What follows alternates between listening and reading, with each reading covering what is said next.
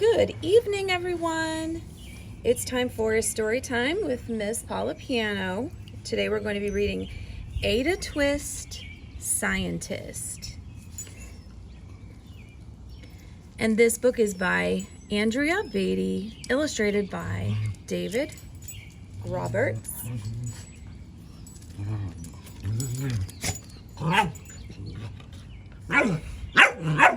And we have a puppy in the background. I don't know if you can hear him. Ada Marie, said not a word until the day she turned 3. She bounced in her crib and looked all around, observing the world but not making a sound. She learned how to climb and made her big break, with a trail of chaos left in her wake. She ran through the day chasing each sound in sight and didn't slow down till she conked out at night. I see her up there under the mobile. She's conked out. And I like this little octopus toy over here. I think you should see if there's a toy in there that you think is cool. Her parents were frazzled but tried not to freak as Ada grew bigger and still did not speak. Clearly, young Ada, with lots in her head, would have something to say when it ought to be said. That's just what happened. When Ada turned 3, she tore through the house on a fact-finding spree and climbed up the clock just as high as she could. Her parents yelled, "Stop!" as all good parents would. Ada's chin quivered, but she did not cry. She took a deep breath and she simply asked, "Why? Why does it tick and why does it talk? Why don't we call it a granddaughter clock? Why are there pointy things stuck to a rose? And why are there hairs up inside of your nose?" She started with why, and then what, how, and when. By bedtime, she came back to why once again. She drifted to sleep as her dazed parents smiled at the curious thoughts of their curious child who wanted to know what the world was about. They kissed her and whispered, "You'll figure it out." Her parents kept up with her high-flying kid, whose questions and chaos both grew as she did. She says, "Why won't it? When? What? How does it?" She's a very curious scientist. Even Miss Greer found her hands were quite full when young Ada's chaos wreaked havoc at school. But this was much clearer about Miss Ada Twist. She had all the traits of a great scientist. Ada was busy that first day of spring, testing the sounds that make mockingbirds sing, when a horrible stench whacked her right in the nose.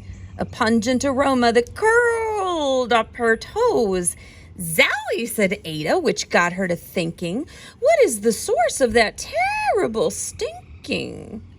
How does a nose know there's something to smell? And how does it still stink if there's no nose to tell?" She rattled off questions and tapped on her chin. She'd start at the start, where she ought to begin. A mystery, a riddle, a puzzle, a quest. This was the moment that Ada loved best. Ada did research to learn all she could of smelling and smells, both stinky and good. One hypothesis Ada thought could be true. The terrible stink came from Dad's cabbage stew. She tested and tested, but soon Ada knew it was time to come up with hypothesis 2. Then zowie! The stink struck again. Just like that. Hypothesis 2, it's caused by the cat. The cat couldn't make such a stink on its own.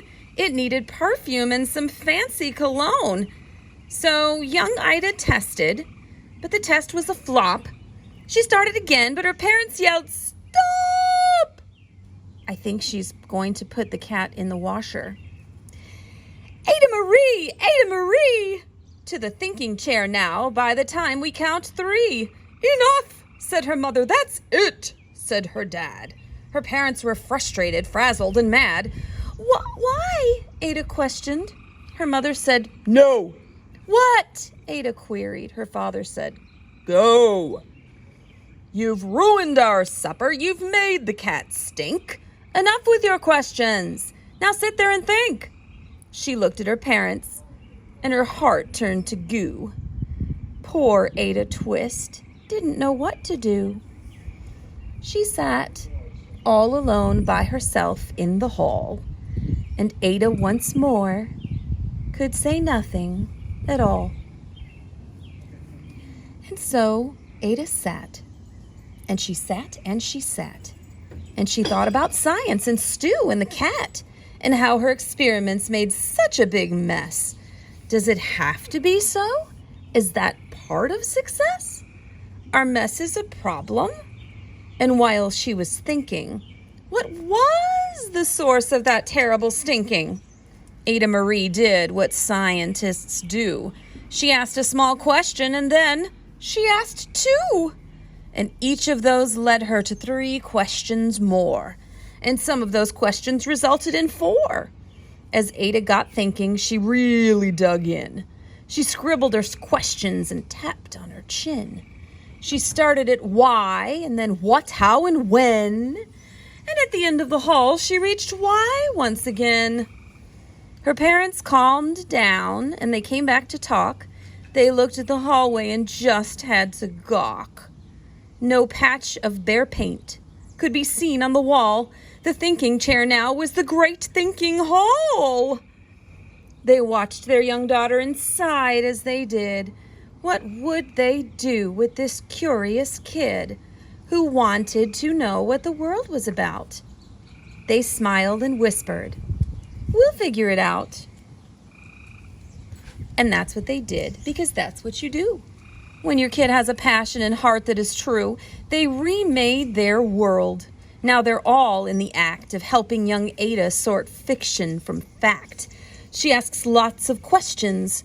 How could she resist? It's all in the heart of a young scientist. And as for that smell, what can Ada Twist do but learn all she can with her friends in grade 2?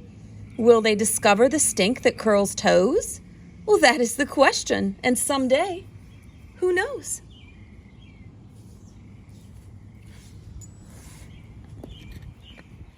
Oh.